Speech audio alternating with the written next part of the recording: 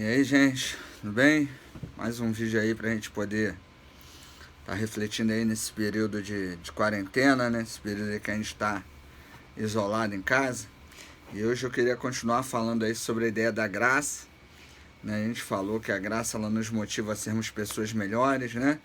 Nos motiva aí a estarmos procurando, né, fugir do pecado e sermos pessoas que agradem a Deus, independente das circunstâncias, e não agindo apenas de acordo aí com nossas emoções, né, de acordo aí com aquilo que a gente tem necessidade. Eu queria ler de novo o texto para vocês de Efésios capítulo 2,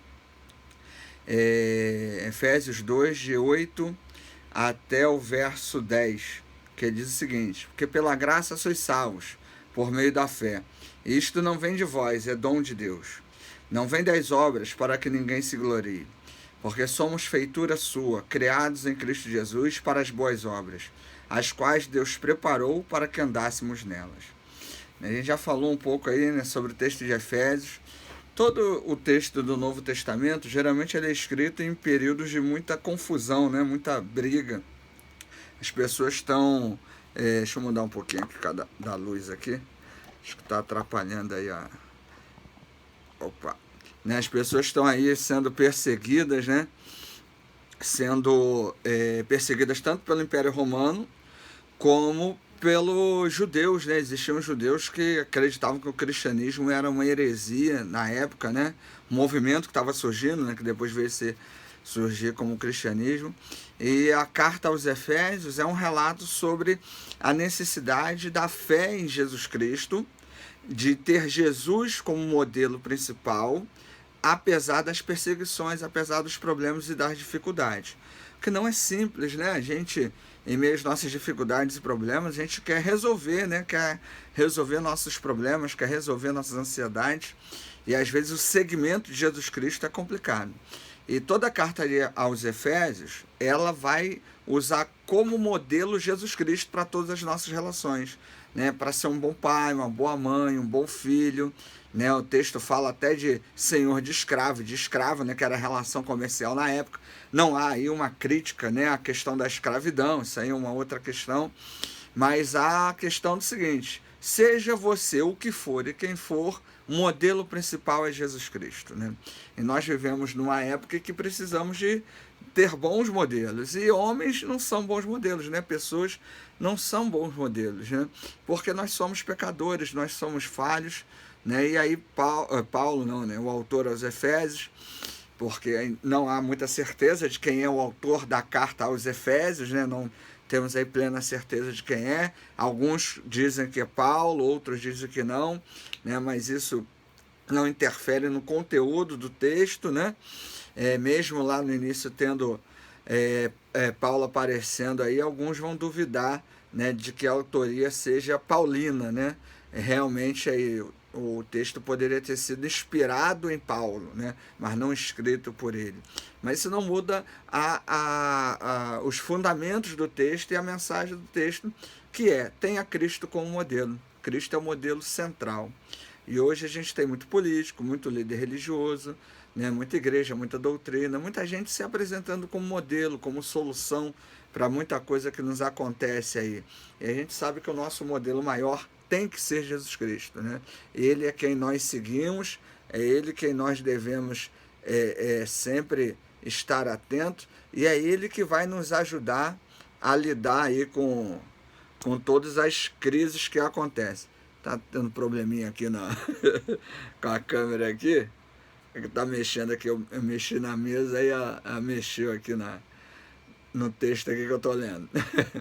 Mas Jesus Cristo é que sempre vai ser aí o nosso modelo, independente das circunstâncias. E o texto de Efésios vai apontar mais uma vez a questão da graça como elemento fundante, como elemento principal da nossa relação com Deus, né? Ele vai começar lá no verso 8 dizendo que pela graça nós somos salvos. Então nós não somos salvos pelos nossos méritos, porque somos bonzinhos, porque fazemos uma coisa boa, porque pagamos impostos, porque obedecemos às leis, né? Tudo isso nós devemos fazer porque somos bons cidadãos, né? Porque somos pessoas que agem de acordo com o querer de Deus. E aí a gente não vai cometer atos de desonestidade. Vamos procurar fazer aquilo que é sempre o correto aos olhos de Deus e da sociedade. E a salvação, ela não é um mérito nosso, né? A gente já falou da ideia da graça barata e da graça preciosa, né? A graça barata coloca como se o favor de Deus fosse um mérito até seu, porque você orou, porque você jejuou, porque você fez um propósito, porque você deu o dízimo, porque você foi bonzinho, aí Deus te atendeu. Deus nos atende independente daquilo que nós façamos, inclusive a salvação. A salvação, ela nos é dada pela graça, não é porque nós somos melhores ou piores do que, né, alguém. Mas a salvação, ela nos é dada, ela nos é oferecida, ela é alcançada, ela chega até nós por meio da graça de Deus. Porque Deus olha para todos nós como pecadores e pecadoras.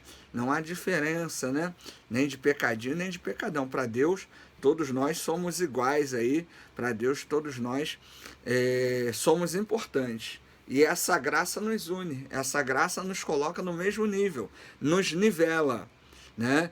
Nessa graça nos nivela a ponto de Jesus Cristo ter morrido por cada um de nós. É claro que o ato de crer, de acreditar, de entregar, de se arrepender é importante, porque demonstra a nossa mudança de vida em relação a tudo aquilo que fazíamos antes, e aí é uma demonstração de que a graça realmente nos atingiu e que nós vivemos agora pela graça. Mas entenda, em meio a tudo isso, né, a gente vive aí um momento em que o hoje está nos preocupando demais, né? O financeiro, o econômico, né? O que comer, o que vestir, né? O concreto está aí batendo muito forte em nossas vidas. Mas não se esqueça da salvação em Jesus Cristo, porque isso vai passar, gente, né? Esse momento que estamos vivendo, essa hora ruim que estamos aí passando, isso tudo vai passar, né? Isso tudo vai chegar a um fim, vai ser apresentado aí uma vacina, né? Uma solução, né? A economia no Brasil já não estava bem, né? Então já tinha muita gente desempregada, já tinha muita gente passando por problemas. Então vai ficar pior para muitos, né? A coisa vai piorar, infelizmente. Mas a gente precisa estar caminhando, olhando para frente, né? A gente não precisa estar aí se desesperando em meio a tudo isso. Por quê? Porque nós somos salvos em Jesus Cristo. E uma pessoa salva em Cristo Jesus. Ela não é salva porque tem dinheiro, não é salva porque dá o dízimo, não é salva porque é bonitinho, ela é salva pela graça. E essa graça nos une, nos torna irmãos e irmãos. E o texto ainda continua, né? Por meio da fé. Essa fé, que já falamos, que não é só o ato de crer, mas também o ato de entregar, nos torna novos homens e novas mulheres. E ela não vem de Deus, né? Essa salvação não vem de Deus. Lembre-se do seguinte, você deve ter ouvido muito isso quando estava fazendo o curso aí de discipulado, de novo crente, né? Que a salvação, ela não é um mérito seu, é um dom de Deus. A salvação é o presente. O termo dom aqui em grego, ele equivale à ideia de presente. É algo que Deus nos concede. E nada melhor, né, do que enquanto vivermos aqui, entendermos que Deus nos presenteia com a esperança, com a perspectiva de salvação. E você, como eu falei, né, você ouviu também quando estava fazendo discipulado, quando estava entrando na igreja, que a vida eterna começa aqui. Né? Que a nossa vida eterna começa aqui. Por quê? Porque em meio a tudo isso nós conseguimos ter paz, consolo, né? Conseguimos desfrutar da presença do Espírito Santo em nossas vidas, e isso é uma demonstração daquele pouquinho, daquela coisa maravilhosa que nós teremos eternamente ao lado do Senhor. Então entenda, somos salvos pela graça.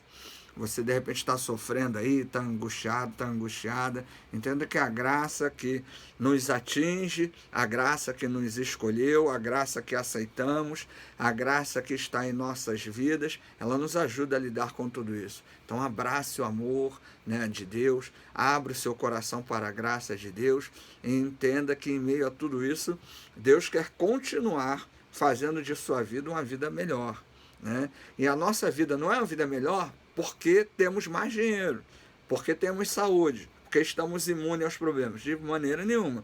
Nossa vida se torna uma vida cada vez melhor, porque a cada instante nós procuramos fazer a vontade de Deus em primeiro lugar. Olha o verso 10, né?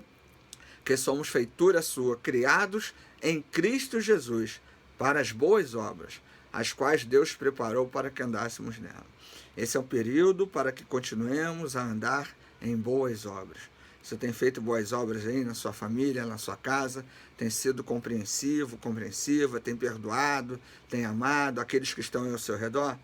Né? Que a gente está vendo muita campanha aí de ajuda àqueles que precisam, né? E a gente realmente precisa ajudar aqueles que carecem, aqueles que estão sem emprego, aqueles que perderam emprego, perderam renda, que podem até estar passando fome, tudo isso é importante. Mas você já pensou na pessoa que está do teu lado aí dentro de casa?